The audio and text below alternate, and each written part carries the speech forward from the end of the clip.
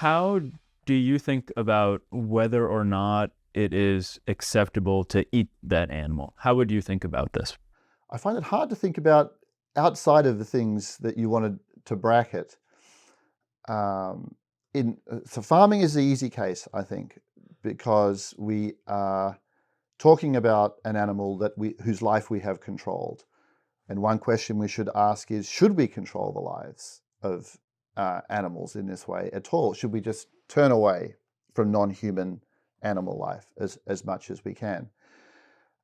If we have decided that some forms of farming, including eating the animals, are okay, then the main question to ask, I think, is, did we give the animal a life that was worth living? That's the big question. And how do you answer that question, though? Is the life of an animal worth living? Well, in a kind of intuitively, I think, useful, although it's very philosophically questionable in some respects, in an intuitively useful way, I would apply a kind of reincarnation test. Okay, If you interesting. could come back after you die as an animal in a particular kind of farming, or not come back at all, just have it end, which would you choose? Well, when I look at the lives of especially pigs and chickens in modern industrialized farming, the details of how those lives go from stage to stage, I think I wouldn't want to come back at all if that was, I'd rather just everything ended. If I look at the lives of, for example, cows within the best humane farming operations, there are many in the US. I think, yeah, that'd be all right. I mean, I will die at the end of it at the hands of these people. Everyone dies. Animals die. That's not the big thing. What kind of life do I have along the way? I think the difference between those two cases is enormous. Let me say something that I think it is answering your question, but it brings in a bit more of the apparatus of the book.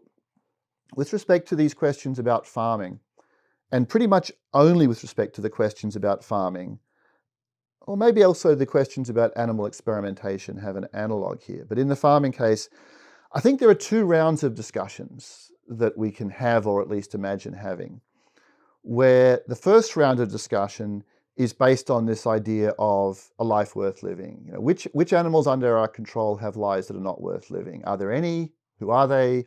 What might be done? What might we decide to do in response to deciding that there were some animals under our control with lives that aren't worth living? I think in that first round, modern industrialized farming is sort of indicted as a abhorrent practice. And even though it's going to be a very hard thing to change in practical terms, that's the goal. Now, suppose we've done that, or we imagine having done that. Then we have a second round of discussion from that starting point, where we ask, okay, now that we've gotten rid of the really abhorrent practices here, and there aren't billions of animals under our control with lives that were never worth living at all, what relationship should we have now to the control, to the consumption of animals, to farming practices, now that we've gotten rid of the really awful stuff? And whereas I think that I can imagine convincing a lot of people to agree in that first round of discussion, I don't expect people to agree in the second round of discussion. I think there's a wide range of, this draws on now the metaethical picture, there's a wide range of reasonable patterns of valuation that can be used as a basis for policy in those questions.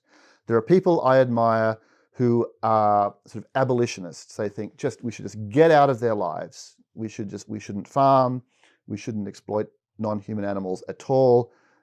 We should get out. That's one, I think, defensible, reasonable pattern of response based on thought-through valuations in the second round. A quite different response is to say, no, there can be good farming. There can be farming where it's really a pretty good deal for the animals, and it's a good deal for everyone. And death occurs at the end, but death always occurs at the end.